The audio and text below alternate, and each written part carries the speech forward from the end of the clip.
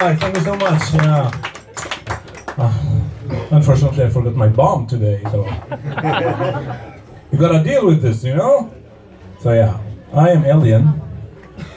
I came from Syria, as Dipu said, because 4 years ago I didn't have much choices, either to stay in my country in the war situation or to come to Luxembourg. But I'm not sure about your excuses. So yeah, my name is Elian Habra, and my friends likes to call me Abracadabra because I have a lot of magic tricks.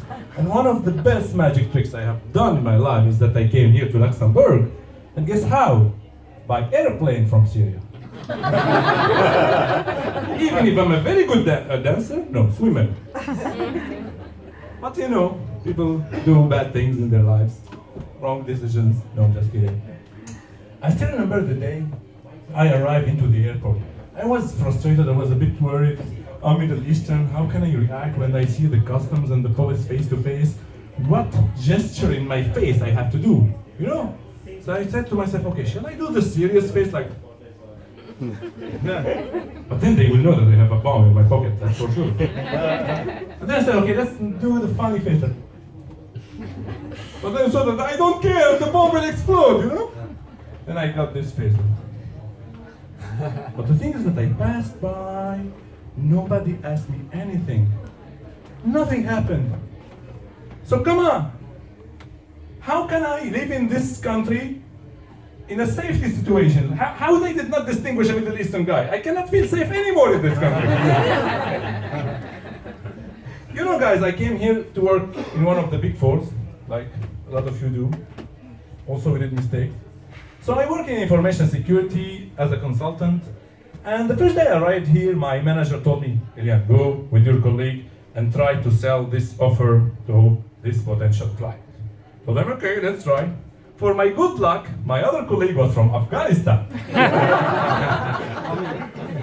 So we went together and we introduced ourselves to the client.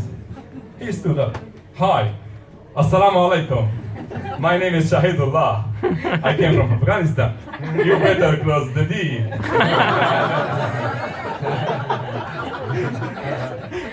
And then it was my turn. Marhaba. I am Elian Habra. I came from Syria. I will kill you in the name of Allah if you do not sign the contract. Of course, we closed the deal, Since I work in information security, my friends think that I am a hacker. So they sometimes come to me, Elian, can you try to hack my girlfriend WhatsApp or Facebook account? I'm afraid she's cheating on me. But of course I told him no. First of all, I'm not a hacker. Second, I don't want him to know that I'm fucking his girlfriend. It got late, man. That's what I'm gonna do.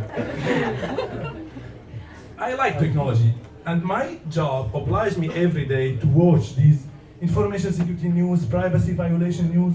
Especially these days, we have recently this GDPR thing, the data protection regulation. You heard about it. And one of the biggest incidents I heard recently, it was 1 year ago, in Spain. La Liga, it's the federation for football there that manage the league there of the football games. They have a mobile application by which the users can watch results, can see news of their favorite teams and players. And recently we heard that these mobile application, once you install it on your device, it can activate the microphone without asking you for your approval. And when they asked this La Liga Federation about this, if it's true or not, they said, yes, it's true, but actually we only activated the microphone during the matches just to see if the users are watching the matches into bars that broadcast the matches illegally. That's a good reason. But what if during the match, I'm not really watching the match?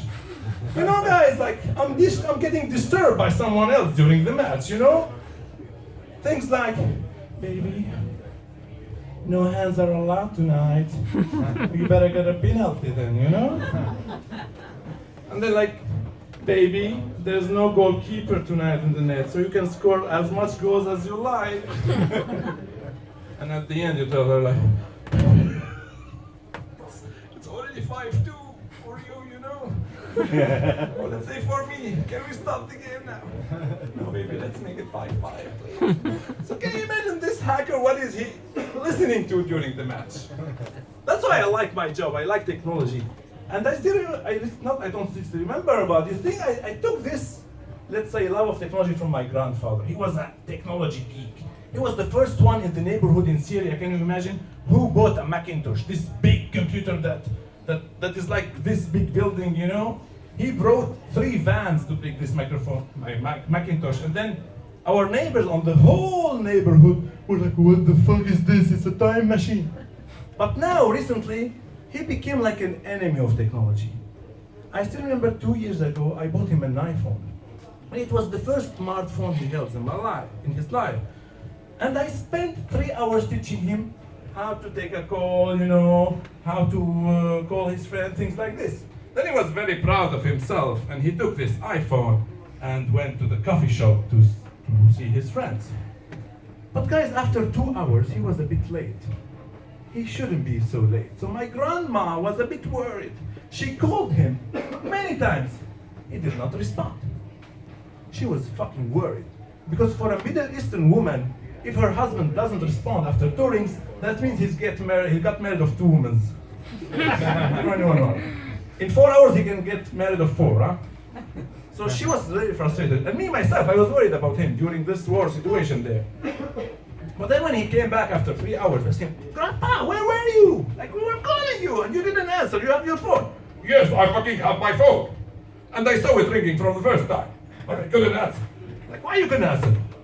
Because every time it rang, I saw slide to answer, and there was a sliding to answer, sliding to answer, and it didn't answer.